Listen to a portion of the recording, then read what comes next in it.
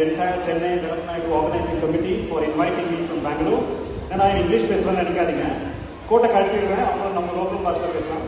Okay, இது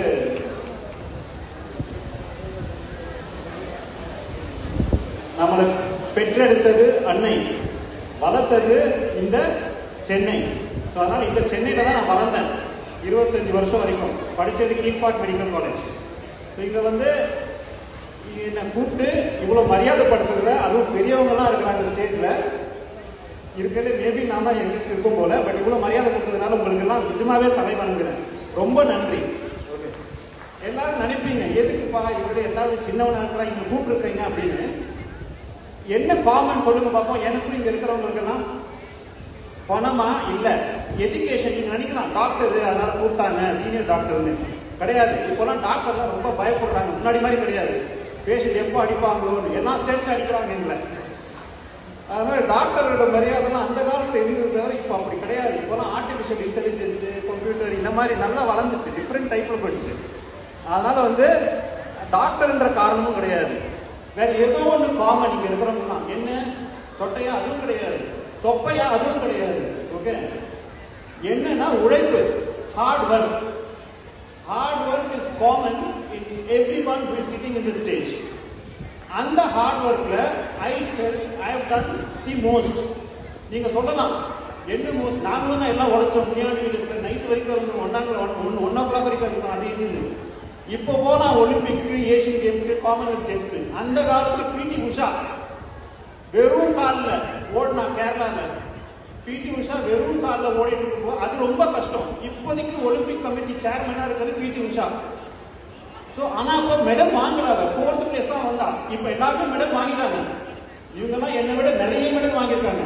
ஆனால் உழைப்புல சிறந்ததாக இருந்த ஒரே காரணத்துக்காக என்னை கூப்பிட்டு மரியாதை கொடுத்துருக்காங்க இந்த தலைவர்கள் எல்லாருமே. So this is the message I am going to give you all. Okay, hard work, nothing beats hard work. I think எல்லாருமே இங்கே அக்ரி பண்ணுவாங்க. You have to do really hard work to come up on in your life. It is not money, it is not even education. அதுக்கு ஒரு உதாரணம் சொல்லுவாங்க, அனாலஜின்னு சொல்லுவாங்க. Even analogy. So basically ஆரோக்கியம் என்ற உடம்பை வச்சுக்கிட்டு, ஒரு ஹார்ஸ் சேரியட் மாதிரி ஆரோக்கியம் என்ற உடம்பை வச்சுக்கிட்டு 3 குதிரை, டேலண்ட்டு, எஜுகேஷன், ஹார்ட் ஒர்க்கிங் என்ற 3 குதிரையை ஓட்டுனா 2 சக்கரம், பணம் பிளஸ் சந்தோஷம். இதுதான் லைஃப். ஸோ ஆரோக்கியமா இருந்து நீ 3 குதிரையை ஓட்டணும். எது? டேலண்ட்டு, விச் இஸ் திறமை, எஜுகேஷன் கல்வி. இந்த டேலண்ட்ன்றது இன்பார்ன், எல்லாருக்கும் இருக்கு. வினோத் காம்ப்ளிக்கு இருந்தது, பட் என்ன பிரயோஜனம்? Okay, he is no more, he is nowhere now. So டேலண்ட்ன்றது எனக்கு பொறுத்த வரைக்கும் எல்லா பசங்களுக்கு இருக்கு, இல்லாத பசங்களே கிடையாது. Education is the responsibility of the parents. Parents நல்ல ஸ்கூலில் போடுறது அது education, parents responsibility. Hard work is completely up to you, individual. நீ தனியாக நின்று அந்த ஹார்ட் ஒர்க்கு, அந்த குதிரையை நீ செலுத்தணும், இல்லாட்டி அந்த குதிரை முன்னாடி போகாது. பணம் அண்ட் சந்தோஷம் என்ற 2 சக்கரத்தை நீங்க வந்து ஓட்டணுன்ற அவசியம் கிடையாது. நீ ஹார்ட் ஒர்க் பண்ணி ஓட்டினா அந்த பணமும் சக்கரமும் ஆட்டோமேட்டிக், பணமும் சந்தோஷமும் ஆட்டோமேட்டிக்கா வரும். அதனால தயவு செஞ்சு இந்த பணத்துக்கும் சந்தோஷத்துக்கும் பின்னாடி போகாதீங்க, அந்த சக்கரத்தில் மாட்டி சிக்கிப்பீங்க. ஸோ எப்பவுமே ஹார்ட் ஒர்க் என்ற குதிரையை மட்டும் நீங்க ஓட்டணும்னு நினைக்கணும். பேரண்ட்ஸ் வந்து எஜுகேஷனுக்கு இம்பார்ட்டன்ஸ் கொடுக்கணும். டேலண்ட்ன்றது எல்லா குழந்தைங்களுக்கு இருக்கு, இல்லாத ஆளுங்களையும் கிடையாது டேலண்ட். ஸோ இதை மட்டும் ஞாபகம் வச்சுக்கிட்டு ஒரு வாழ்க்கையை கொண்டு போனீங்கன்னா there will always be a success. So இந்த சக்ஸஸ்க்கு ஒரே ஒரு எக்ஸாம்பிள், இந்த ஹார்ட் ஒர்க். எனக்கு நிறைய சில்ட்ரன், நிறைய யங்ஸ்டர்ஸ்ட்டு பேசியிருக்கேன், மெடிக்கல் ஸ்டூடெண்ட்ஸ் கூட. ஹார்ட் ஒர்க்னு சொல்றது ஈஸி, எல்லாருக்கும் இந்த போதனை பண்றது ரொம்ப ஈஸி. இப்போ எங்க அம்மா 8 year old பாட்டியேஷன், அவங்க வந்து ஒரு 300 ரீல்ஸ் தட்டுவாங்க, அதில் ஒரு 25 மோட்டிவேஷன் ஸ்பீக்கர் ஸ்பீச் வரும். எல்லாருமே ஒரு அட்வைஸ் கொடுப்பாங்க. யாருக்கும் அட்வைஸ் கொடுக்கணுன்ற அவசியமே இல்லை. இது நான் கத்துக்கிட்ட கான்செப்ட், ஜஸ்ட் ஷேரிங். ஸோ இந்த ஹார்ட் ஒர்க்ன்றது எப்படி பண்ணணும், ஒரே ஒரு சென்டென்ஸ்ல சொல்றேன். ஹார்ட் ஒர்க்ன்றது ஏன் பண்ணணும்னு கேட்பாங்க, எப்படி பண்ணணுன்றது சில பேர் தெரியாது. இருக்கிற லிவிங் பீயிங்ஸ், இருக்கிற ஜந்துவிலேயே ஹார்ட் ஒர்க் பண்ற மோஸ்ட் இம்பார்ட்டன்ட் அனிமல் ஆர் ஜந்து லிவிங் பீயிங் யார் தெரியுமா? எறும்புகள், ஆண்ட்ஸ். ஆண்ட்ஸ் மாதிரி ஹார்ட் ஒர்க் பண்றது இந்த உலகத்துல யாரும் எதுவுமே கிடையாது. எந்த அவசியம் கிடையாது. அந்த ant எதுக்கு ஹார்ட் ஒர்க் பண்ணுதுன்னு யோசனை பண்ணி பார்த்தேன் நான். இதெல்லாம் எந்த புத்தகத்திலும் கிடையாது.